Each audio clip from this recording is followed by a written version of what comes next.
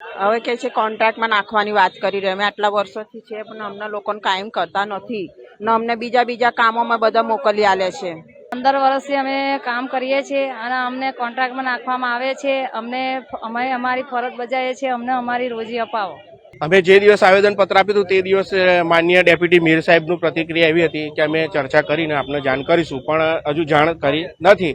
પણ અમારા જે પ્રમાણે અમારા યુનિયન દ્વારા એમને જાણ કરી હતી એ જાણ પ્રમાણે અમારો આ પ્રોગ્રામ શરૂ કર્યો છે અને આ બધી વેદના જે છે એ પોસ્ટરના માધ્યમથી આપણે જોવા મળી રહી। અમે આજે અમારી સમિતિ નક્કી કરીશું કે માનનીય વડાપ્રધાન શ્રી આવે છે, આ સંસ્કારી નગરી છે, સંસ્કારી નગરીના સ્વભાવમાં જે ખોટું ના દેખાય એ રીતનો અમે પ્રયત્ન નહીં કરીએ।